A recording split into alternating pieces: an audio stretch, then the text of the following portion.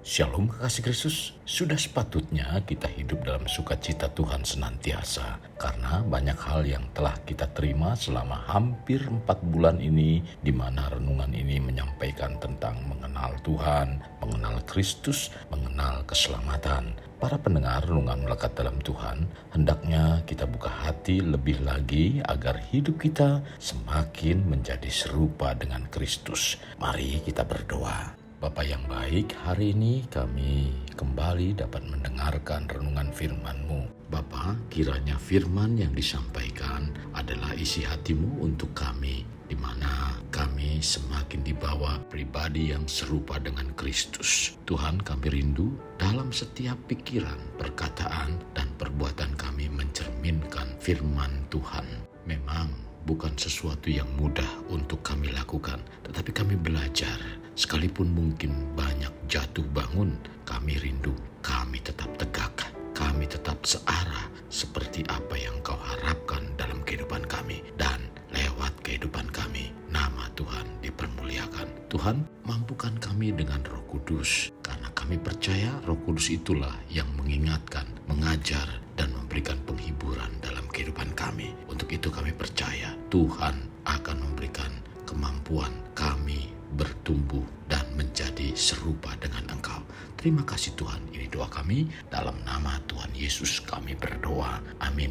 Melekat dalam Tuhan bertema kebangkitan Yesus membuktikan bahwa Ia Tuhan. Firman Tuhan terdapat dalam Matius 28 ayat 7, demikian firman-Nya, dan segeralah pergi dan katakanlah kepada murid-muridnya bahwa Ia telah bangkit dari antara orang mati. Ia mendahului kamu ke Galilea. Di sana kamu akan melihat Dia. Sesungguhnya Aku telah mengatakannya kepadamu. Kekasih Kristus, ayat Alkitab yang baru dibaca dalam Matius 28 ayat 7 mengandung makna yang sangat penting bagi umat Kristen.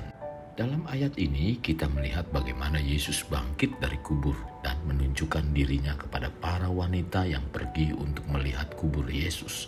Ayat ini merupakan bagian dari kisah kebangkitan Yesus Kristus yang menjadi dasar iman kita sebagai umat Kristen. Dan dalam ayat ini juga menyampaikan pesan yang disampaikan oleh malaikat kepada para perempuan yang datang ke kubur Yesus setelah kebangkitannya. Kekasih, dari peristiwa kebangkitan Yesus yang ditulis Matius ini, saya akan menyampaikan makna yang dapat kita terapkan dalam keimanan. Untuk dapat menerima maknanya, coba perhatikan Matius 28 ayat 7 yang kalimatnya, Ia telah bangkit dari antara orang mati. Dari kalimat ini menyatakan bahwa Yesus telah bangkit dari antara orang mati. Kebangkitan Yesus adalah dasar iman Kristen sekaligus tanda bahwa Yesus adalah anak Allah yang diberikan kuasa atas hidup dan kematian. Kebangkitan Yesus menunjukkan bahwa Ia memiliki kuasa atas kehidupan dan kematian, sehingga memberikan harapan bagi umat Kristen untuk hidup setelah kematian. Bangkit dari antara orang mati yang dimaksudkan dapat juga memberikan makna ada kebangkitan bagi kita, sebagaimana dikatakan oleh Rasul Paulus dalam 1 Korintus 15 ayat 20-21. Tetapi yang benar ialah bahwa Kristus telah dibangkitkan dari antara orang mati sebagai yang sulung dari orang-orang yang telah meninggal. Sebab sama seperti maut datang karena satu orang manusia, demikian juga kebangkitan orang mati datang karena satu orang manusia. Kebangkitannya memberi pernyataan kepada manusia bahwa Yesus sungguh Tuhan, di mana kuasa maut tidak dapat menahannya. Kekasih, sesungguhnya Alkitab dengan jelas menyatakan bahwa Yesus adalah Tuhan melalui kebangkitannya. Dia menyatakan akan ketuhanannya. Tetapi tidak sedikit orang yang mengaku dirinya adalah sebagai orang Kristen, malah masih mempertanyakan akan tentang keilahian dari Yesus dan keesaan Tuhan dalam Trinitas. Kekasih, Alkitab memberikan fakta-fakta yang mendukung tentang keilahian Yesus, sebagaimana dikatakan dalam Yohanes 1 ayat 1-2. Pada mulanya adalah firman. Firman itu bersama-sama dengan Allah, dan firman itu adalah Allah. Ia pada mulanya bersama-sama dengan Allah. Segala sesuatu dijadikan oleh Dia, dan tanpa Dia tidak ada suatu pun yang telah jadi dari segala yang telah dijadikan.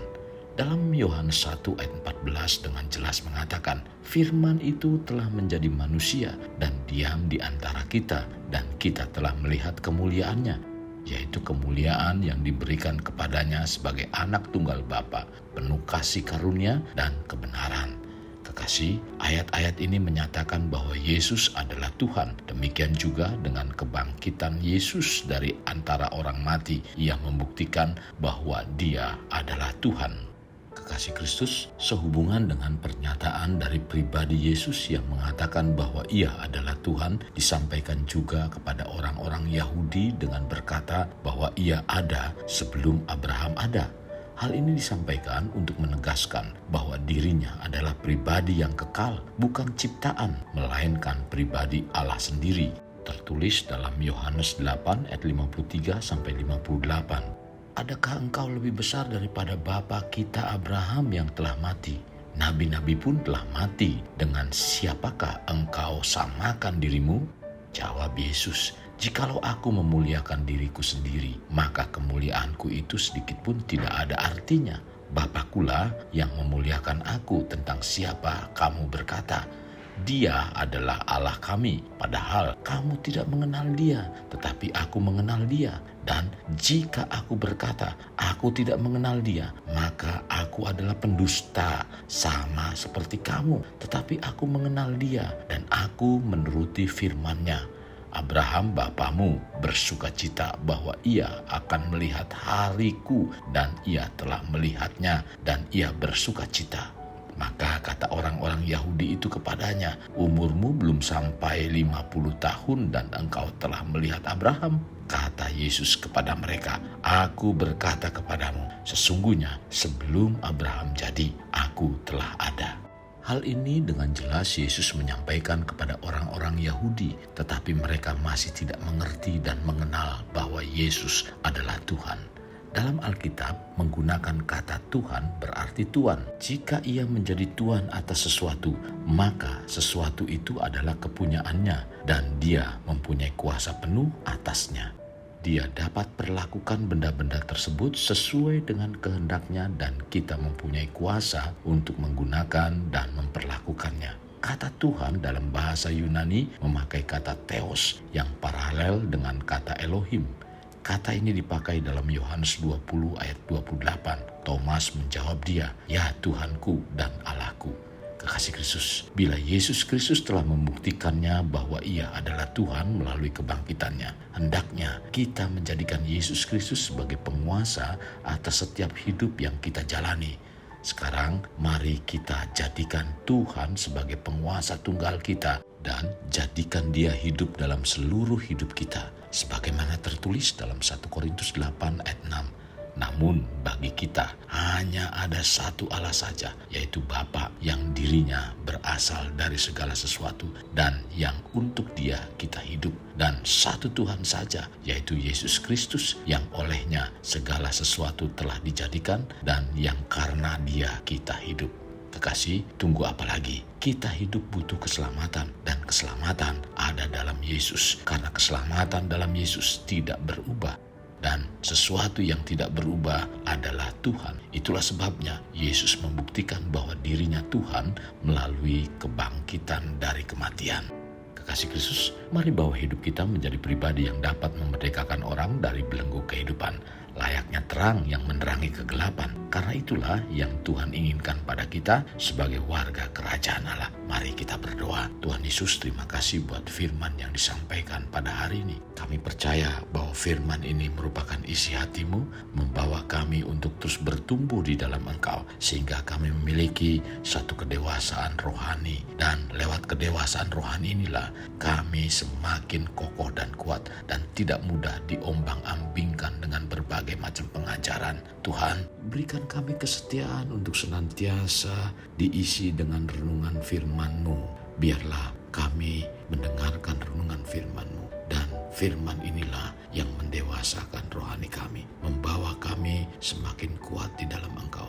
Terima kasih buat hari ini kami semakin dibawa untuk mengerti tentang kebangkitan-Mu. Melalui kebangkitan inilah Engkau memberikan pernyataan kepada manusia bahwa Engkau sungguh Tuhan, di mana kuasa maut tidak dapat menahannya. Tuhan, terima kasih buat firman Tuhan hari ini. Sungguh sekali lagi sangat memberkati kehidupan kami. Terima kasih Tuhan. Ini doa dan permohonan kami dalam nama Tuhan Yesus kami berdoa. Amin. Kasih Kristus, mari kita akhiri dengan mengedahkan kedua tangan kita. Terimalah anugerah berkat dari Allah Bapa, kasih sayang daripada Yesus Kristus, dan persekutuan dengan Roh Kudus yang memberkati, melindungi, dan menyinari engkau dengan wajah-Nya, serta memberi engkau kasih karunia di mana Tuhan menghadapkan wajah-Nya kepadamu dan memberi engkau damai sejahtera. Tuhan juga mencurahkan berkat secara rohani, berkat secara jasmani, dan berkat secara ekonomi, di mana berkat Abraham, berkat Ishak, berkat Yakub dicurahkan dan dilimpahkan dari saat sekarang sampai Maranatha tiba dalam nama Tuhan Yesus. Amin. Sampai jumpa di renungan berikutnya. Tuhan Yesus memberkati.